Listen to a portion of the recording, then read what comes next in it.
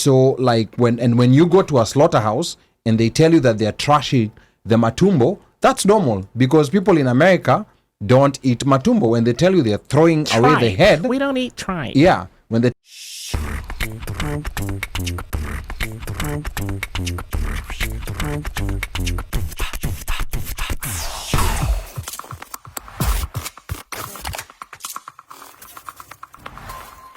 like when you look at their boards and the people who are in the leadership, there's rarely any representation of this generation that was raised in the US. And I think this is something that we need to be a little bit louder about and a bit more aggressive on it, so that that can start happening early.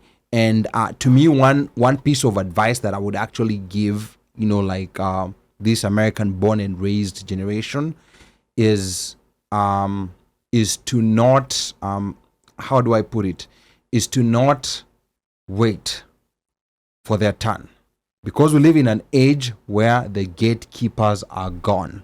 You have to take that baton. If it's not being given to you, you have to take it. And the reason I say this is because I personally remember when we were coming, for us it was something slightly different. The difference that was there when we were coming is that there was this other generation of Kenyans that had been here, that left Kenya at a time when Moi was still president. There was not much patriotism, so issues like even speaking Kiswahili was kind of taboo. People would look at you like, who are these guys? And why are they talking Kiswahili? We were listening to Kenyan music.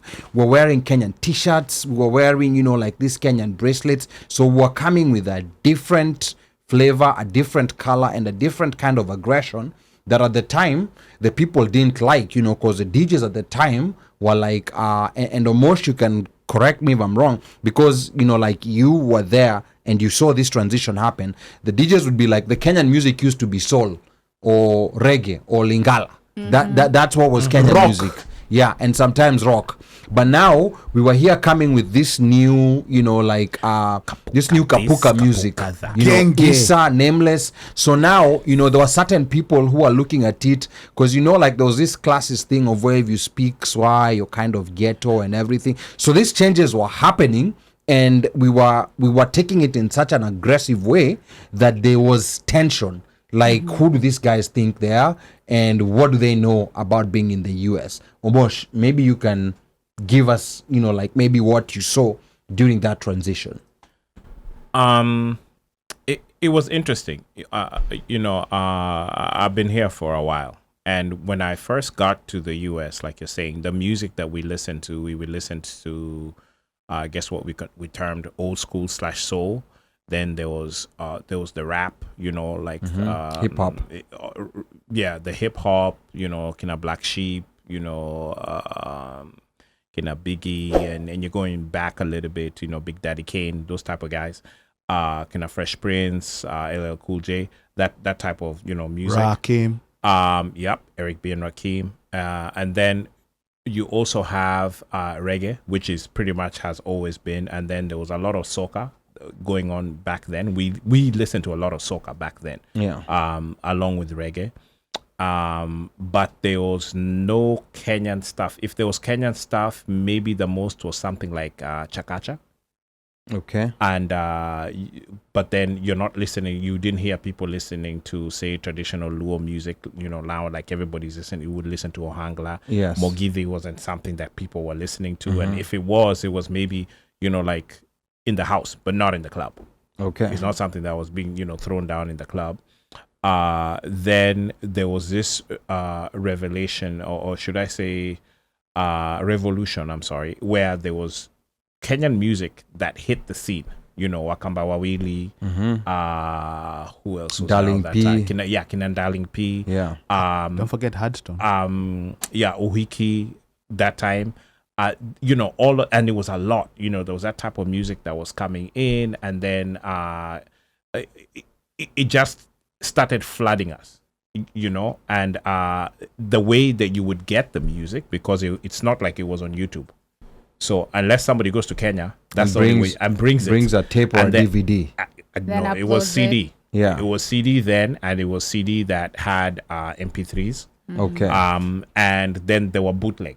Okay. which means that they were not being sold by the person who actually did the music. And this is before they started coming down on, on bootlegging. Yeah. And so, you would go home, you get like about 4, 5, 6 CDs and MP3s, on one CD, you probably have like about like 60 to 80 of them or even more, and so you had a stack of music, Okay. but someone had to physically go home to get it. There was no Dropbox, I don't know, things being There was emailed. no digital sharing.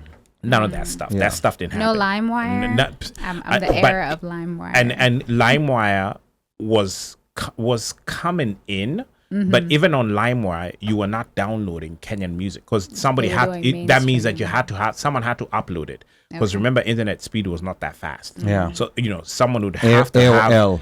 Someone would have to have 90-day free trial. But here it was fine. It's in Kenya because you have to upload it. Yeah. So I mean, unless you're going to your job and uploading the music, and then then I'll use LimeWire to go and pull the stuff down, because that was the whole concept of LimeWire was that was what the old Dropbox, that was illegal, but those things, they were just not there.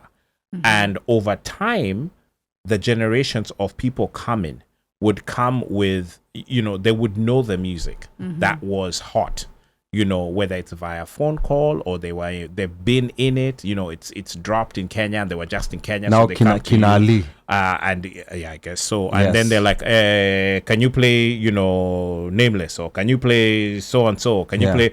And you're like, okay. Yeah. And and you have to be on top of your game, and that's how the music started, hitting.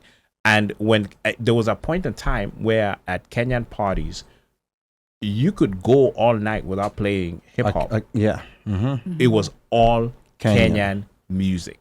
That's how hot it was. And it happens even now. I think it's important to just use this as a conduit to connection, right?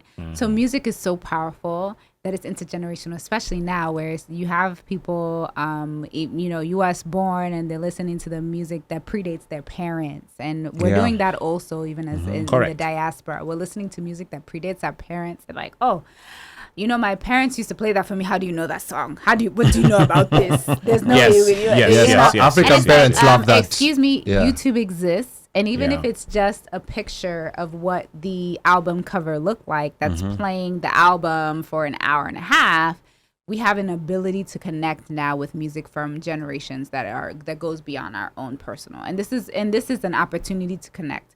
So for me, my father, he was really big on playing Christian music. All of those people who woke up on Saturday mornings hearing Christian music and it was time to clean the house. I'm part of that generation.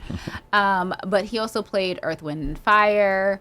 So there's music that I connect with there. And then now this is how you can see even on mainstream that it's connecting to younger generations. I watched the Trolls movie, the first Trolls movie, and they have the song September, and they have a Justin Timberlake rendition of that song, right? And so now this is an opportunity to connect multiple generations. So there's an older generation who's taking their kids to see this movie. There's a younger generation who now has fallen in love with this song that actually is not from their generation, or And we can do that now within our African roots, right? So there are your specific cultural, whether it's a Luo song, a Kikuyu song, a Kamba song, or whatever, there are those things that exist. And I've gone to parties where it's like, okay, all of the songs are being played, all of the hits are being played. And to an extent, it took me getting a little bit older to understand, like, now the distinctions between the different tribes and the tribal languages. I mean, they clearly have a different cadence and all of that stuff. But for me, it was presented at the same time. Wow. At the same time. That is so powerful. So I can go from a Kikuyu song to a Luo song to a Luya song to a Kamba song, like in the same, in the same set. In the same exact stuff. And the way that it was flowing and all of that stuff, to me, it was normal. It then was later on that I was able to realize, hey, there was a time when these groups of people did not connect the same way that you are able now to connect, with all this. So I can go to a Kisi party and we can... and I can go to and that's great. So now for the parents to the children, it's not a matter of having a crash course on psychology or going back and feeling bad about everything, and that's not what this is about. Everyone does the best that they can with what they have. Correct. But at a certain point in time, you're out of that season and you can look back. And what we can do now is let's find our points of connection. Maybe for you, it's music. For some people, it's church.